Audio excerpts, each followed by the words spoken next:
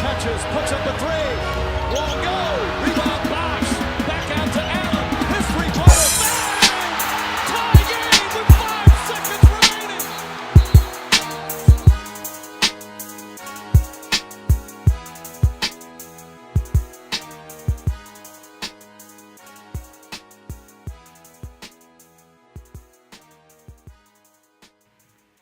Hello, everybody, and welcome back to the Triple Double Podcast. As always, I'm your host, Eddie Fitzgerald. With me today, Cam McKee. Hello, everybody. And Hunter Isaac. Hello. It's gonna be a fun pod today. I have one player who I really don't like. A special edition. Yeah, special edition. It's time. It's mock draft season. The finals are over. The brooms have been brought out by the Golden State Warriors as they defeated the Cleveland Cavaliers in 4 games. The finals happened. We all saw what was going on. But this means that the teams that suck now have a chance to become better. And the teams that need to get better have a chance to make the wrong pick and suck. It's mock draft season. We're going to be going through the lottery today. The first 14 picks of the NBA draft happening on June 21st. I believe that's a Thursday. And So be sure to look out for our full mock draft on our Instagrams at Triple Double Podcast, so you will be able to see what the full first round looks like. By the time that you're listening to this, the mock draft should be out, so you can follow along right on your phone as you listen. So be sure to like and subscribe for our YouTube channel. Be sure to follow us on Instagram at Triple Double Podcast, on our Twitter at Triple Double Pod, so that way you never miss a video. And just be sure to share this with all your friends, so that way we can become the best triple-double podcast that we can be. So, with that house cleaning out of the way, let's just jump into it. Fellas, who do you have the Phoenix Suns taking at number 1? Well, I think most people. I don't want to say it's a lock at this point, but I think it's most likely going to happen. DeAndre Ayton going first to the Phoenix Suns, which is who I do not think they should pick DeAndre Ayton, but I think it's going to happen. He was a first-team All-American in college at Arizona. He's had a lot of different comparisons. I've heard Hakeem Olajuwon. I've heard Patrick Ewing. So there's been a few of big-time Hall of Fame guys that he's been compared to. I don't think he's going to be that good. I think he's going to be a solid player in the NBA, but I don't see him being like an all-time great. I could see him being like a I'm not even sure. Like a 4, maybe 5-time All-Star, something like that. I think he's going to be good, but I don't think he's going to be what the Suns are hoping he'll turn into. Yeah, I also have DeAndre Ayton going number 1. Back in like January, whenever DeAndre Ayton was he was doing all right in college. Ryan McDonough, GM, said they would take Ayton if they got the number 1 pick. And, then they made that trade rumor that the Suns are like, we're going to go and shop the number 1 pick. And then Ayton worked out for him, and then McDonough called it phenomenal. So I think Ayton's almost confirmed number 1.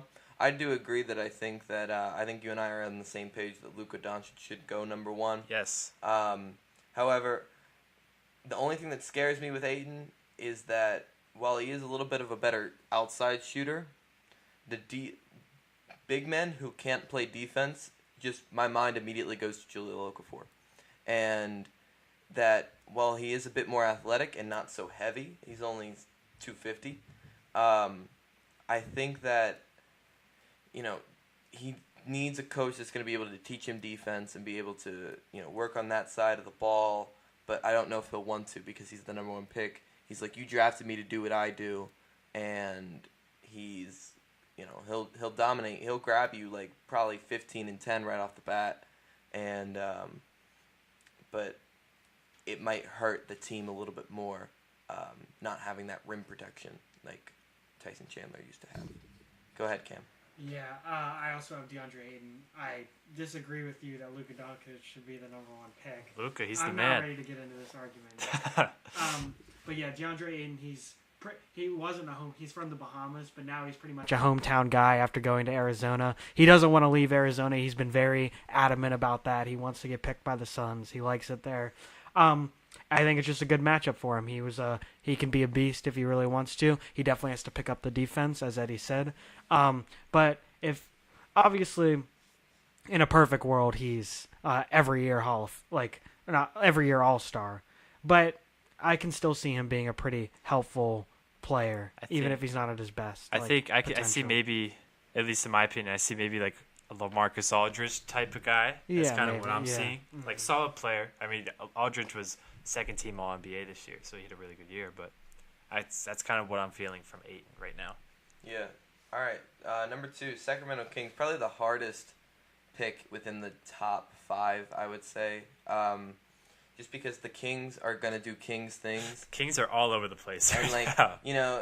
In multiple mock drafts, you see them taking Marvin Bagley, Michael Porter Jr., Luka Doncic. Some people saying they'll take Jaren Jackson Jr.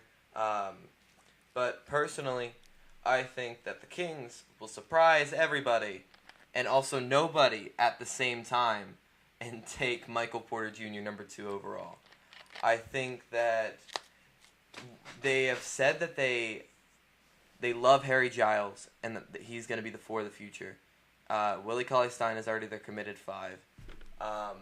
Buddy Hield and De'Aaron Fox are their backcourt. You put in Michael Porter Jr. at the small forward spot. I think that while it's totally a risk and it's extremely difficult to see what he's been because of his medical issues, and he just rejected his second workout today due to a strain in his hip, something like that. It's like some kind of spasm, something like that. that. Yeah, but the Kings have said they really like Michael Porter Jr.'s game, and I think that 1, they'll take him at 2 if he's completely healthy, or their second option is they'll trade down to pick they'll trade with the Bulls, or the maybe the Knicks or the Clippers, and they'll move down and hopefully select. If they trade Michael down, Porter that's Jr. at least reasonable. I am not on the Michael Porter Jr. bandwagon. I think he's played 4 games since he's been in high school. He has some serious durability issues. He can't stay healthy is what it seems like. Honestly, if I'm in the lottery, or at least in the top 10, with so many good players to choose from, me personally, I'm not taking a chance on MPJ.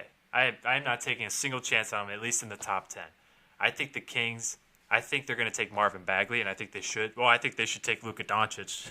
But I think they will take Marvin Bagley. I think Marvin Bagley I think he could be arguably the best player in this draft. He dominated at Duke all last season. He was killing everybody. I think Marvin Bagley, he's great on offense. He can run. He can shoot. His defense does need some work, but I think he's your perfect modern-day center, really. Okay, Cam, It's your turn. Get on your soapbox and tell us why Marvin Bagley is the best player. Thank you. Thank you. Yeah, Eddie, I completely disagree that this is a tough pick. I don't think this is a tough pick whatsoever. They as much as I'm a Celtics fan, I want them to mess up this pick by all means. I want them to take the worst possible player they can here, except not bad enough to be the number 1 pick next year. But they obviously have to take Marvin Bagley III. I think Marvin Bagley III is the best player in this draft, absolutely.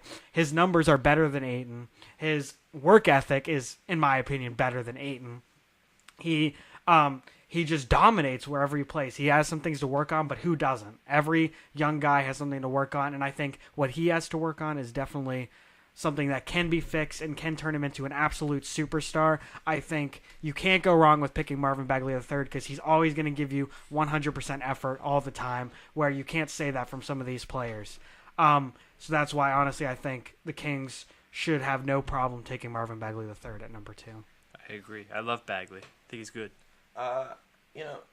The thing about Bagley to me is, and you'll see this as we get later into my mock draft, but I have some concerns about not necessarily developmental, but developmental. I think that Marvin Bagley, whether people are just confusing his production at the college level, just based solely on his athleticism, I think that Bagley is really good. But I think that not necessarily his game might not necessarily translate exactly well to today's NBA and might not necessarily fit these teams with what they want to do. But he could always prove me wrong. He needs to definitely learn how to shoot a little bit more jump shot wise and like get a better, even a 3-point shot if he could. Which is why, as we transition to the 3rd overall pick, I have the Atlanta Hawks selecting Jaren Jackson Jr. I do as well. Go I ahead. think that Jaren Jackson Jr. fits the modern NBA so much better than possibly any of these other big men. I think that Jaren Jackson Jr. will fit the Hawks, give them exactly what they need, where it's not going to be an immediate impact right away, where you're going to end up losing the, top pick in the draft.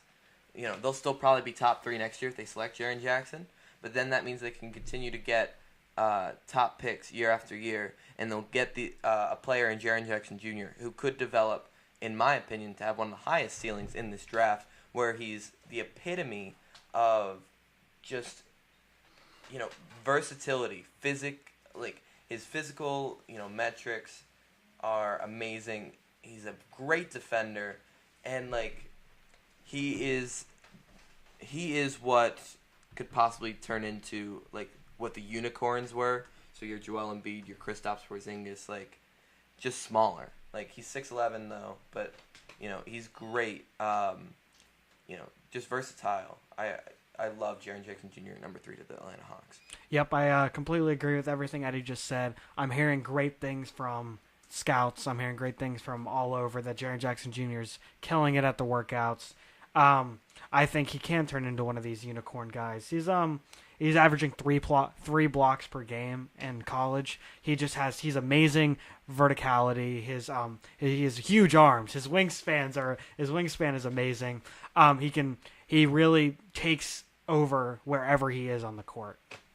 I agree. I don't have Jaren Jackson Jr. going to the Hawks with this pick. I have Luka Doncic going to the Hawks, but I completely agree with your guys is what you think about Jaren Jackson Jr. I think he's maybe the best defender in this entire draft class. I think he's going to come in and be great on defense. He's also a very good 3-point shooter.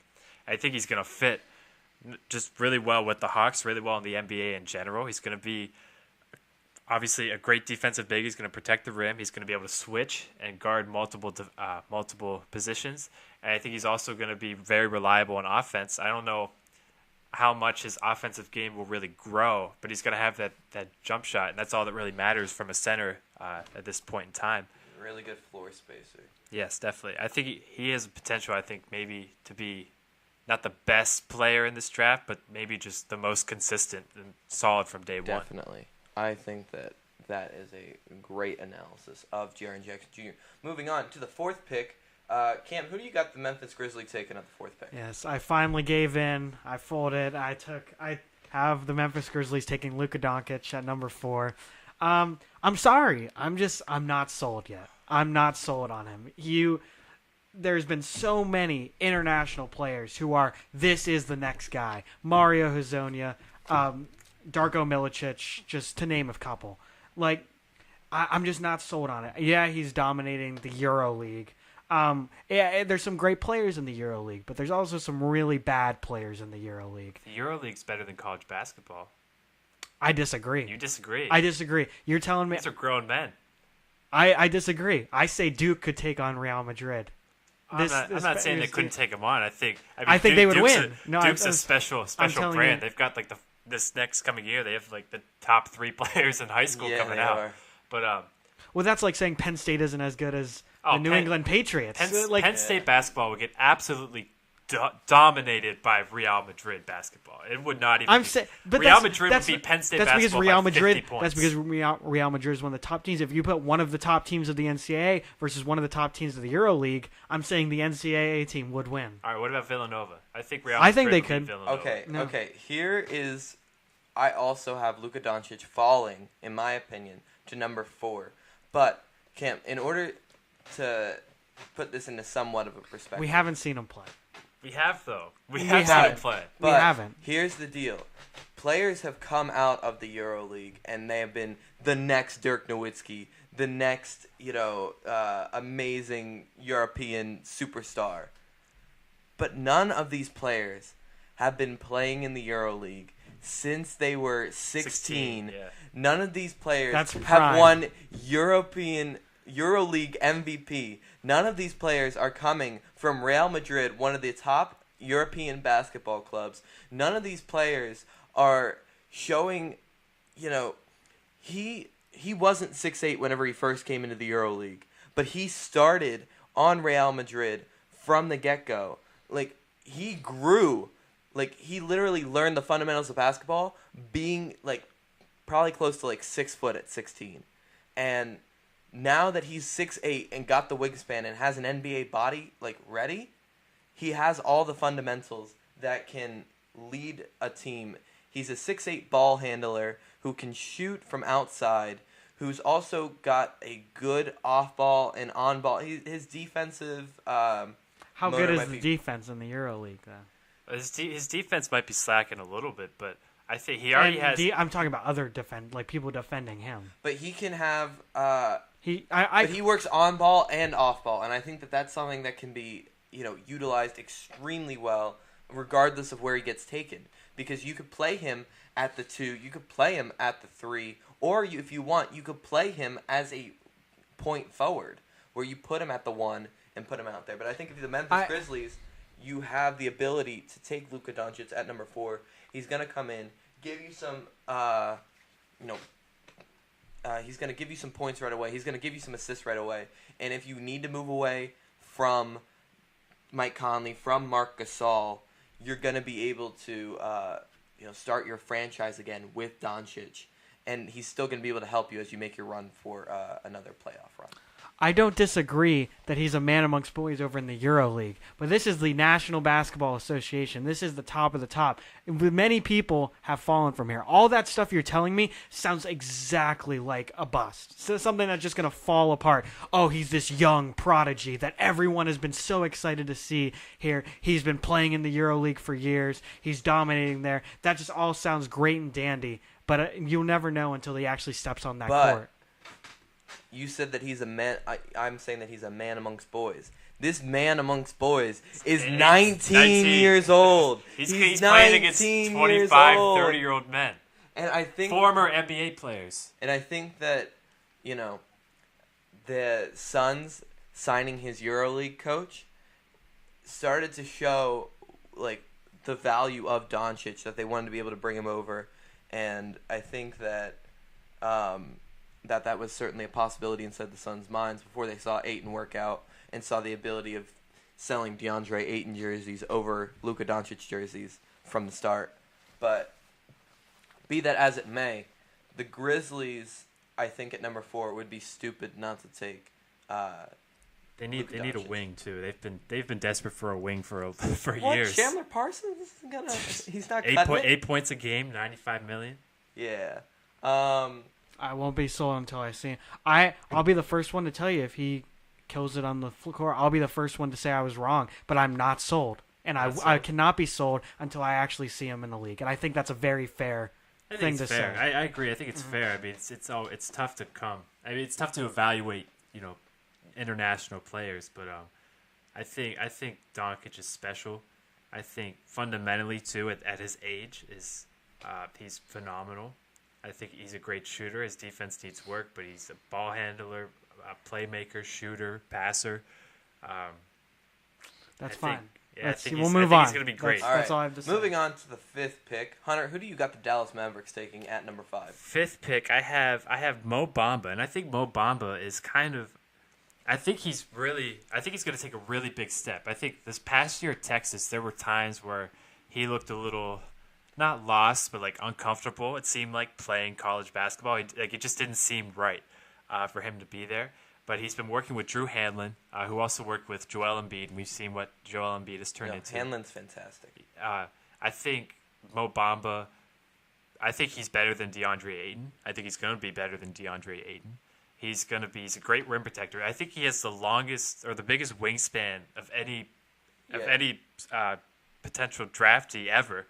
In the NBA draft. No, he'll have the longest in the NBA. At 7'10". Yes, he is a freak of nature. Yeah, it's like 7'10", something unbelievable. Mm-hmm. I think his defense is going to be really good. I think he's mobile enough too that he can switch on to other positions.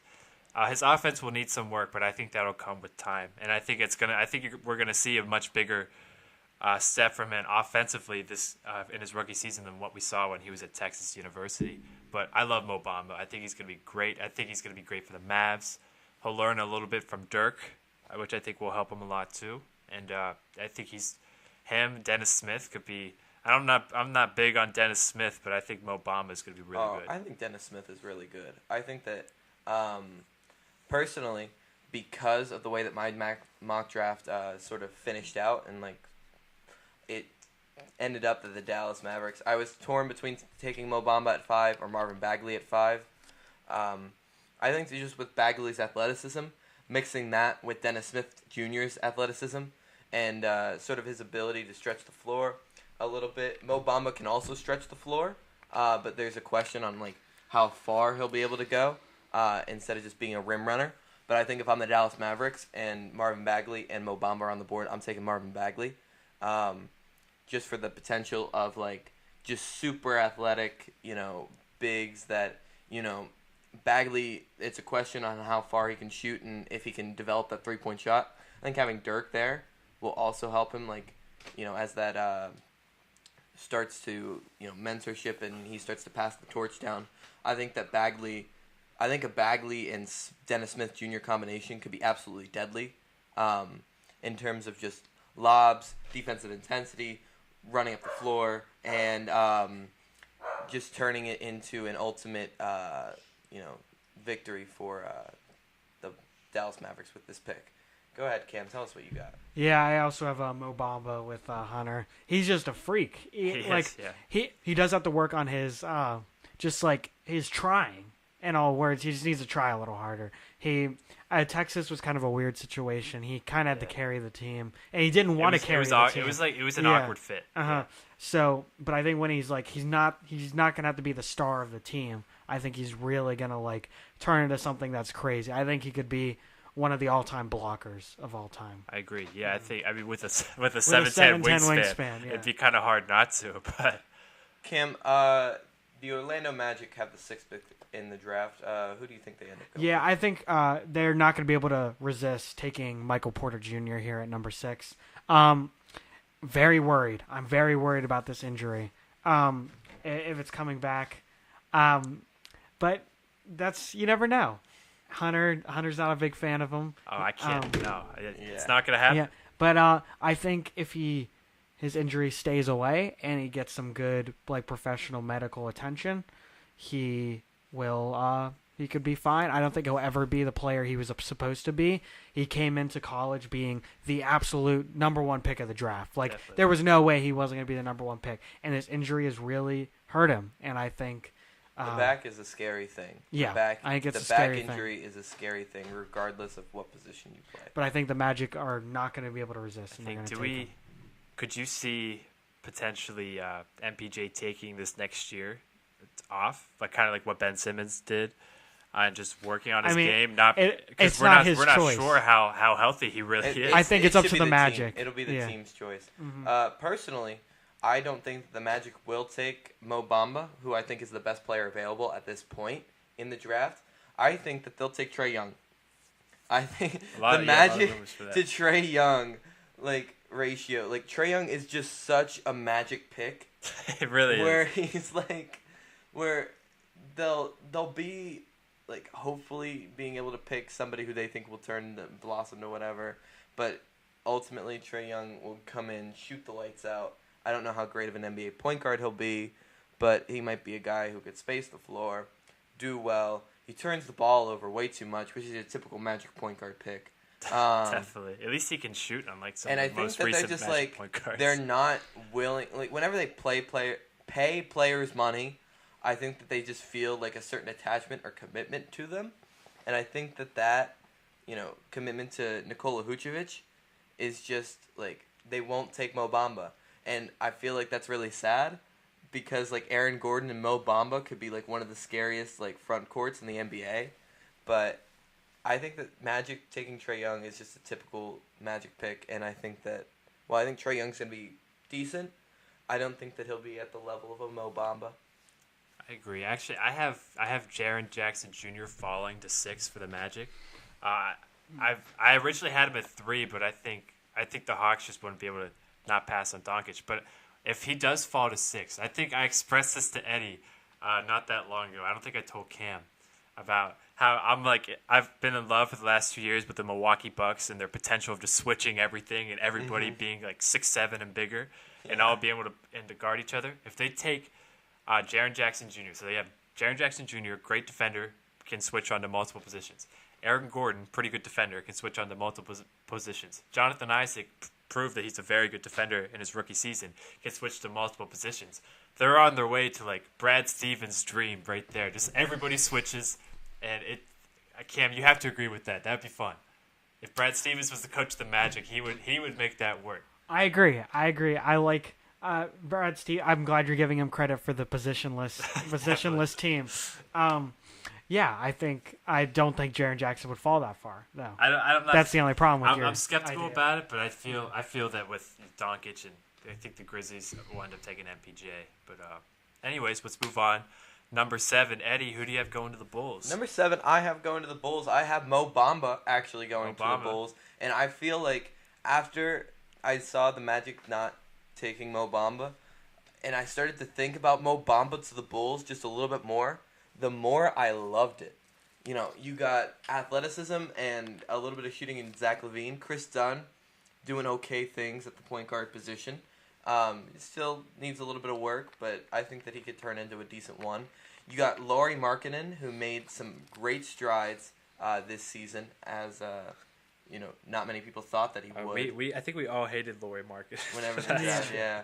And I think that it was kind of boggled our minds whenever they traded for Lauri Markkanen in the Jimmy Butler saga. But Mo Bamba next to Lauri Markkanen, you're looking at a very large front court that can space the floor decently well. You got a defensive center who can rim run, who can catch lobs, grab rebounds, and next to Lauri Markkanen's defense, I think that he can sort of make up for it. And he can defend 4s and 5s depending upon what they need. Markkanen's big enough that he could guard a center, but not like in the post. And I think that Mo Bamba on this team would be absolutely fantastic to watch. And I hope that the Bulls maybe trade up with the Mavs to take Mo Bamba at 5, because the Mavs have been looking at moving down. Probably to select Michael Porter Jr. Any rumor of a team in the top 5 looking to trade down really likes Michael Porter Jr. in my opinion, and they want to move down and take him at like the 6, 7, 8 spot and grab a couple assets along the way. But Mo Bamba, I think, would be absolutely fantastic on the Chicago Bulls. Cam, who do you have the Bulls taking at number 7? Yeah, this was a really hard one. I wanted to say Trae Young just because he's been getting a lot of buzz as it's been. But I'm going to go actually Mikal Bridges. And I think he's going to jump. He's got a lot of potential. He's a hard worker. Villanova, they all really go at it. They work as a team. He's a good team player. You don't really have to worry about issues there. 18 points per game, 5.4 rebounds per game. He's shooting 43% from 3. Yeah, really good. Yeah. I think he could be a great player. He's kind of your modern. I don't really know. He's like your perfect 3-and-D kind of guy. You see, I don't really know what else to say about him, just because he's a solid player. Yeah, he's just like solid. He's gonna be good. Uh-huh. You can basically say Michael Bridges is going to be a good NBA player. Yeah. He might be the safest pick. That's all I have to say. Yeah, I think he's a safe pick. Mikal Bridges will be fantastic. I think that he'll be a solid 3-and-D, potentially a Robert Covington who's a little bit more consistent. But he kind of starts to fall in my mock draft just because I think the teams, especially in the top 10, aren't looking for consistency unless you're maybe the Cleveland Cavaliers. But, like, they'll look for more of, like, that high ceiling player who can maybe push them to the next level and grab another superstar because it is a super team era here in the NBA. I have the next pick. I had the Cleveland Cavaliers taking Wendell Carter Jr. I think that Wendell Carter Jr. is a perfect pick to pair in. LeBron's probably gone at this point. So I don't know why he would stay, but if he would, Wendell Carter Jr., perfect defensively. He could honestly be one of the better power forwards, big men out of this draft. But he's a low-risk player. So you're going to come in, you're going to get a nice piece that if LeBron stays, he can help whenever LeBron wills his way to the finals. He's got a good basketball IQ, so he will know the score in the final minutes of the game. And he'll be able to grab rebounds. He'll be able to shoot.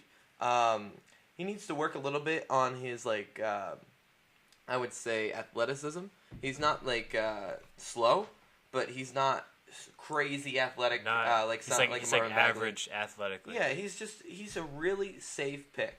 And I think that the Cavs would be stupid not to take a safe pick rather than a risky pick like a Trae Young at this point. Some people have Trae Young going to the Cavs. I feel like that's too much of a risk. And I think Wendell Carter Jr. makes perfect sense to going to the Cleveland Cavaliers. Cam, who do you got going number 8 to the Cleveland Cavaliers? Yes, I also have Wendell Carter Jr. for all the points you just said. He the most underrated player on the Duke team, in my opinion. Bagley got a lot of the attention, rightfully so. If you heard me about 20 minutes ago, Yeah. But Wendell Carter did so much for the team. He was going to be a good center. He can be good defense if LeBron does stay. He's definitely a guy to pick if you're trying to keep someone like LeBron to stay. Yeah, I also have Wendell Carter, so we all agree on at least one pick. Basically, just to reiterate what all you guys said, I think he is a very safe pick. I think he's going to be solid, whether LeBron leaves or not. The Cavs will at least have somebody a young guy to look forward to. They don't have a lot of youth on the team, so I think they definitely have to keep the pick. I don't think they should trade their pick whatsoever. I think Wendell Carter will be a nice piece, at least for the future for them. Yeah, I think they're definitely going to keep the pick. The pick that I was kind of concerned about with this Cavs pick was possibly taking Collin Sexton, just because he's another scorer that you can add, and I think that he would work well with LeBron. I thought about that, yeah. But I do have the New York Knicks taking Collin Sexton, number 9 overall. I think that Sexton can work as the lead guard. I think that Frank works better as a 2 guard, just defensively, 3-point shooting. I think he's so much better off the ball for them. They don't really have anybody else that they can put in the backcourt, but I think that Sexton can drive. He'll make some flashy plays. He'll get the ball around and spread it to Porzingis, and I think that Fizdale would love a scrappy guy like that to add to his team. I agree. I have Kevin Knox going to the Knicks, Kentucky star. I've debated. I almost put Collin Sexton because I think the Knicks would love to have Frank Ntilikina play maybe the 2 and just not really handle the ball as much, just be more off ball. But I think they're going to pick Kevin Knox because I think, not that Collin Sexton isn't a star, but I think Kevin Knox has more of a star power for being in New York. Where last year I really thought that the Knicks were going to take Dennis Smith because Dennis Smith was really popular in college. He was solid. Looks like he's going to be a pretty solid NBA player. He was just a star name. Everybody knew Dennis Smith. And then they took Frank Ntilikina. Yeah. So I think Kevin Knox, he's a solid player. He can shoot, drive. He's kind of all around guy. He's a little streaky. Had a real up and down season with Kentucky. But I think the Knicks are going to take Knox with that 9th pick. So I don't think the Knicks are going to be able to resist. They're going to take Trae Young. Yeah. They're going to have that. That's another Trae Young to the Knicks and the Magic are just such Trae Young picks. It has to be. It has to be. There's no way they'd pass on this guy. He's a guy that will that will give them media exposure. He's a guy that will get people in the seats to watch this guy. That's true. He can be anywhere from Steph Curry to Seth Curry. You don't know where this guy's going to end really up. Sure. Yeah, that's a good comparison. You don't know where this guy's going to end up. It's such a Knicks pick. I cannot see them not taking Trae Young. It is such a Knicks pick. And I gave the Knicks the benefit of the doubt that they wouldn't just take such a Knicks pick, but I can really see that. Come on, they're going to take Trae Young. Yeah, if he's available. If he's available. If the Magic don't already swoop in and take the Trae Bulls. Young. The Bulls or the the Bulls or the Magic don't take him. Number 10, I think I'll take the Philadelphia 76ers first. A lot of people have Mikal Bridges coming in just because he is such a,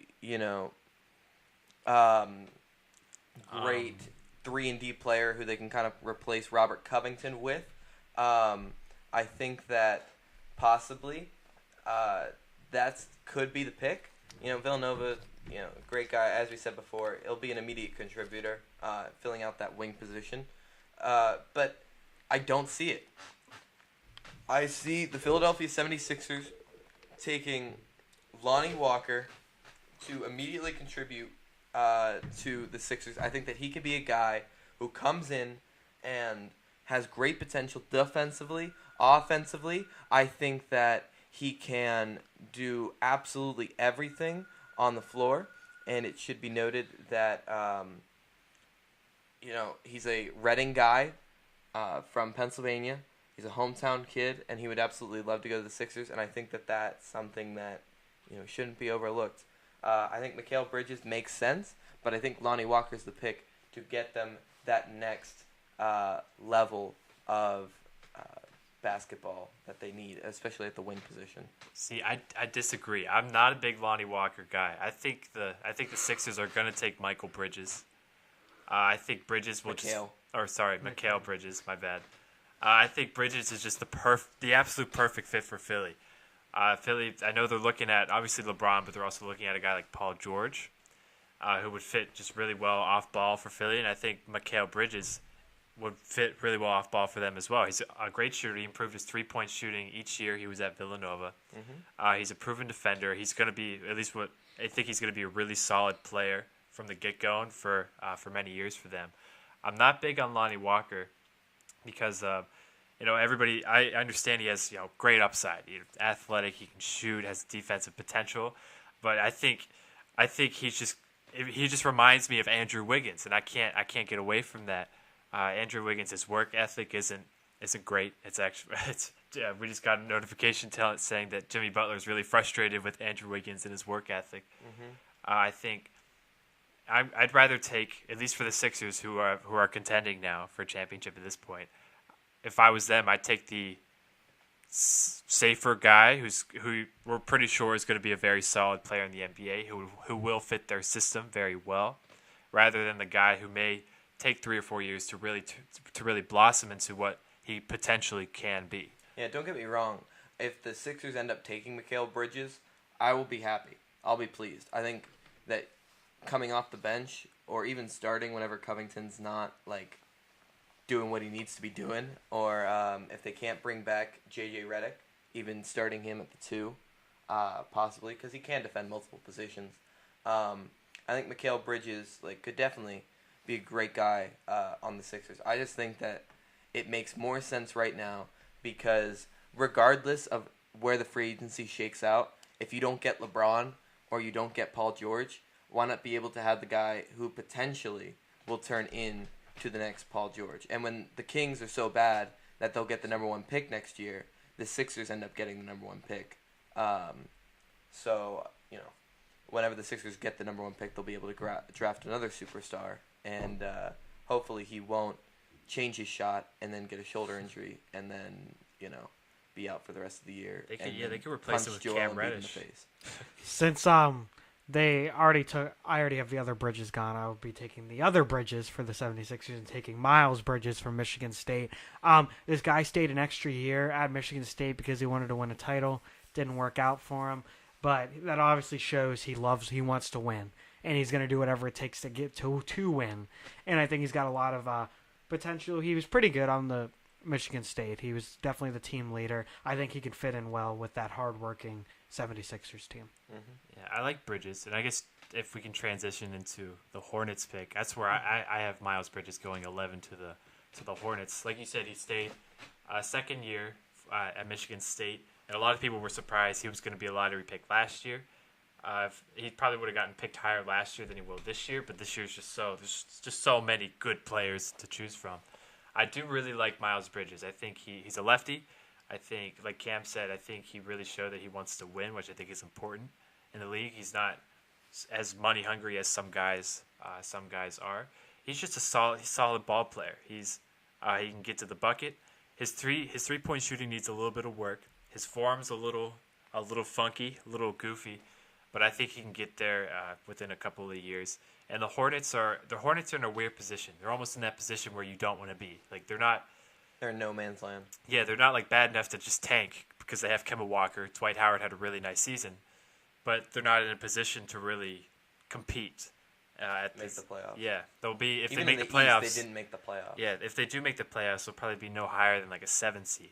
So they most likely lose in the first round. So they're in a tough position. I think Miles Bridges can help, but I still don't see how they can really push to get to the next level with or without him. Yeah, he's definitely. I have him also going. I had the two Bridges going back to back. I have Miles Bridges out of Michigan State going number 11 to Charlotte.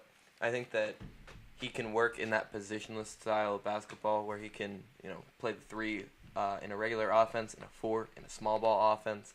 I think that his athleticism is fantastic, and I think that he has some really good potential in what he can turn into.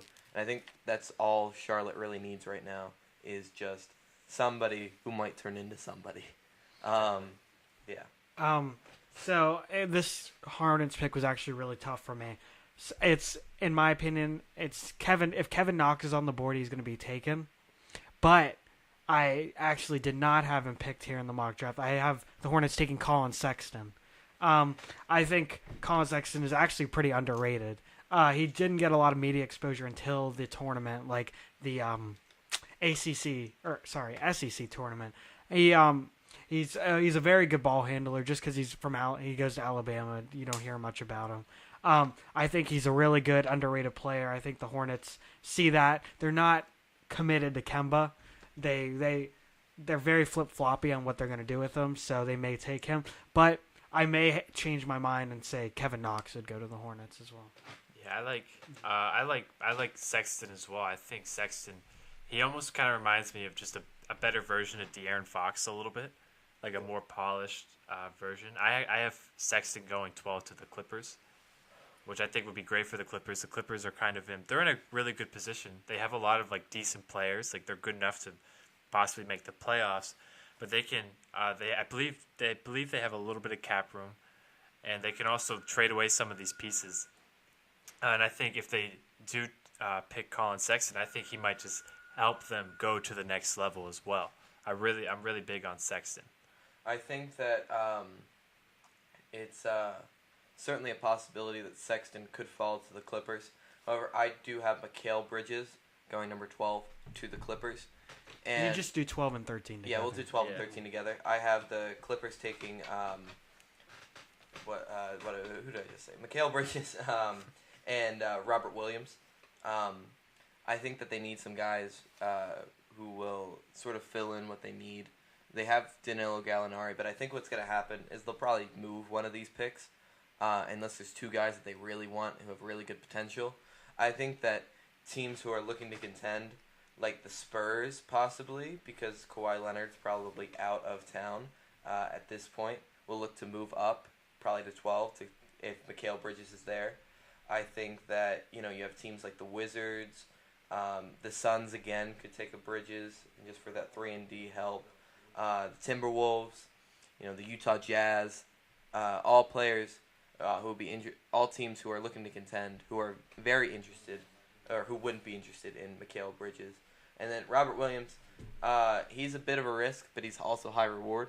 He's got really good athleticism, could be a really nice rim-running defensive center, who DeAndre Jordan doesn't want to be in LA anymore. Apparently he wants to be on the Rockets, which is kind of weird. I'm not sure how that's going to work.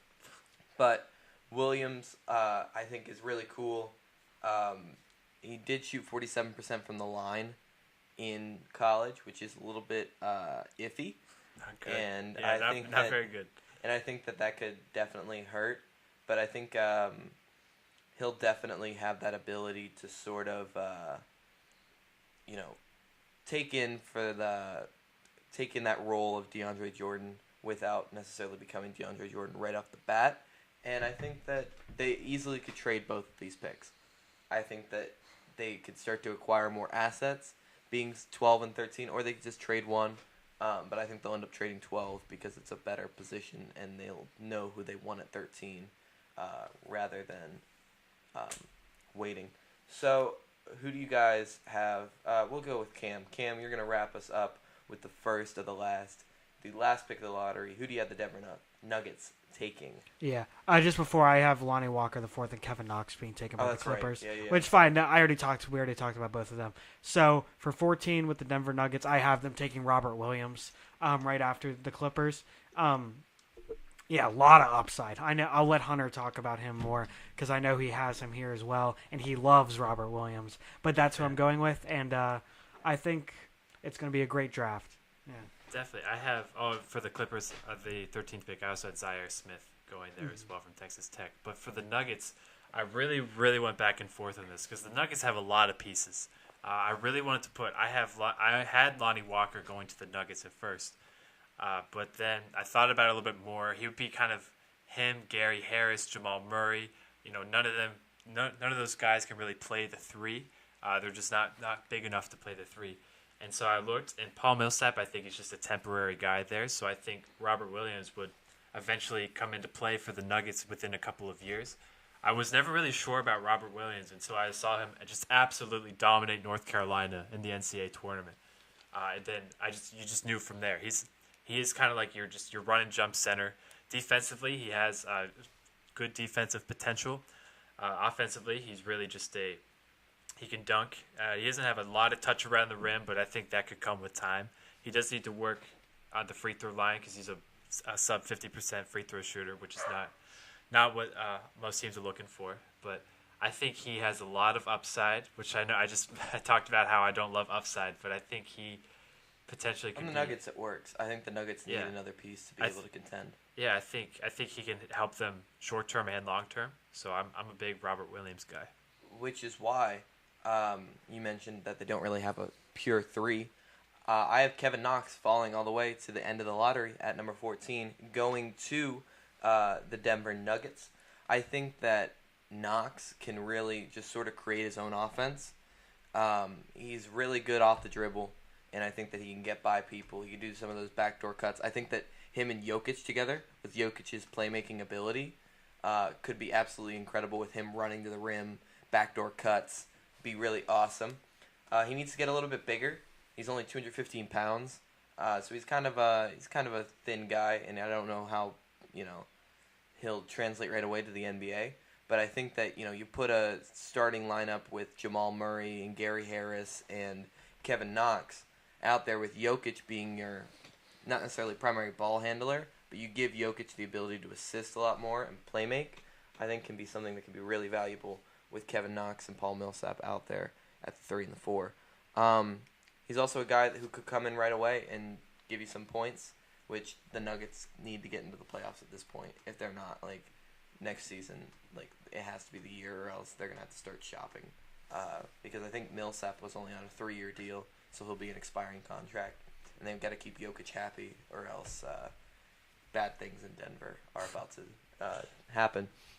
But one thing that I want to touch on before, in the middle of this podcast, as we were recording it, it is reported by Adrian Wojnarowski. A Woj Actually, bomb. no, Shams. Oh, Shams got it. Shams got it first? Yeah. Kawhi Leonard is reportedly out of San Antonio. So anything that we just said could be completely 100% wrong, because any of these teams in the top 5 could trade for Kawhi Leonard. The Cavs could possibly move for Kawhi if they really wanted to. I don't know how many assets they have. He said his number one destination is LA. He told the Spurs that directly. Wow. And someone else said, I think it was Ian Bag. I forget the guy's last name. He said maybe New York. No, possibly New York. So it's clear that Kawhi's main focus is being in a big market. If LA and New York are possibly his 2 biggest destinations. So Knicks fans, hope you're happy. LA fans, I'm sure you guys are ecstatic, because anytime you hear the rumor of a big name coming to your city, you guys, Hey, step 1 of the LeBron, Paul, Kawhi era. That was the first step you need to take. So you're looking good right now. So we shall see the possibilities. I think that Kawhi definitely will probably get moved on draft night. Just in case anyone was curious, since I am a Celtics fan, I have the Celtics taking Grayson Allen at 27. I think it would be a great pick. I think he fits right into Brad Stevens' game plan. But I've also heard Jalen Brunson, so I think one of those two guys will go. Hey Hunter, who's the Heat gonna take in the first round? Hey, Yeah, you know what, Cam? You know what, Oh Cam? wait, they don't have a pick. Cam, Ouch. you know what, Cam? I don't care. Just wait. The Heat are coming for you. They're coming. They're coming. Oh yeah, You're with like- Justin just be Winslow happy leading the You charge. didn't get matched up in the first round. Hassan Bam Whiteside. Adebayo was going to dunk all over Al Horford all series if that would have happened. All right. Well, the draft, again, is Thursday, June 21st. Be sure to not miss it. Be sure to check out our Instagram for the full mock drafts that each of us have created. Hopefully you all enjoyed listening to us debate and talk some hoops. That being said, this has been the Triple Double Podcast. Be sure to like and subscribe. I'm Eddie Fitzgerald. I'm Cam McKee. I'm Hunter Nicely, and just before you go, who are your guys' biggest sleepers, real quick? Biggest sleepers, Elliot Kobo. And I said it way back in the beginning, second round. God, this guy. Jacoby Boykins out of Oh, my Louisiana is going to be fantastic. And it's going to be awesome. That's my two biggest sleepers. I don't know. That's a tough question. If you put me said I got to pick one, I'd say big time sleeper Amari Spellman. Mid round sleeper, I'd probably go Kevin Knox. I think my biggest guys, I love Raul Alkins out of Arizona. I also like Jerome Robinson out of Boston College. He really was the only good player at Boston College this year, and he led them to the NIT. I love Jalen Brunson. I have him going 23rd to the Pacers, and Mitchell Robinson, a wild card there. I have him going to the Bulls at 22. Wow. That's a big ups. Anyways, this has been the Triple Double Podcast. Have a great day, everybody.